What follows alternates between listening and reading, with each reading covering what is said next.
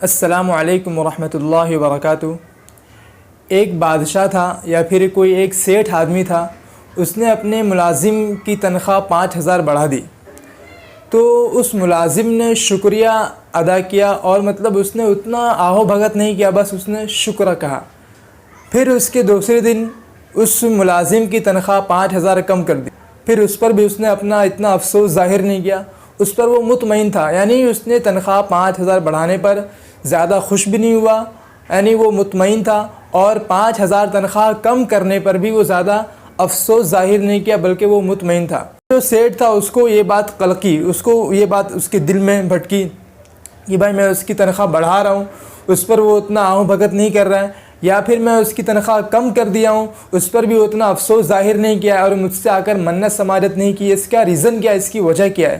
اس نے اس ملازم کو بلوایا تو اس ملازم سے کہا کہ میں نے تیری تنخواہ بڑھایا ہے تو اس پر بھی تو اتنا زیادہ خوش نہیں ہوا، اور میں نے تیری تنخواہ جب کم کر دی تو اس پر بھی تو نے اتنا افسوس ظاہر نہیں کیا، آخر اس کی وجہ کیا ہے؟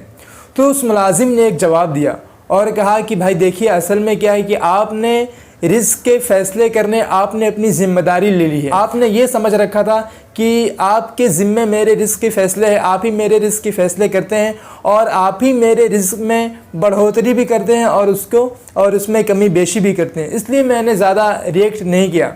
دیکھیے، اور اس نے ملازم نے ایک اور جواب دیا کہ جب آپ نے میرا 5,000 تنخواہ بڑھایا تو اس دن میرے یہاں بیٹا پیدا ہوا تھا، اس کا مطلب میں یہ سمجھا کہ یہ بچہ اپنا رزق لے کر آیا ہے۔ پھر اس کے دوسرے دن جب آپ نے میرا رزق، یعنی آپ نے میری تنخواہ 5,000 کم کر دی، تو اسی دن میری والدہ کا فوت ہو گیا، اسی دن میری والدہ اس دنیا سے چلی گئی۔ تو میں یہ سمجھا کہ میری والدہ اپنا پیسہ اور اپنا رزق جو ہے لے کر یہاں سے چلی گئی ہے، تو میں نے اس پر زیادہ ریئیکٹ بھی نہیں کیا، اس لیے میں مطمئن تھا۔ تو اس سے ایک سبق یہ ملتا ہے کہ آپ جو ہے جس کے ہاں کام کر رہے ہو، آپ کی تنخواہ بڑھا رہا ہے یا پھر کم کر رہا ہے، یا پھر آپ کو جاب سے نکال دے رہا ہے، یا پھر وہ آپ کے ساتھ ظلم و زیادتی کر رہا ہے، تو آپ ٹینشن نہ لیں۔ کیوں؟ اس لیے کہ اس نے رزق کے فیصلہ نہیں کرنا ہے، بلکہ رزق کا جو فیصلہ کرنے والا ہے وہ اللہ کی ذات ہے۔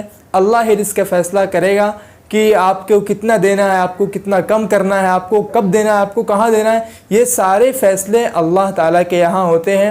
آپ بس دنیا والے جو ہیں وہ ایک ذریعہ ہوتے ہیں۔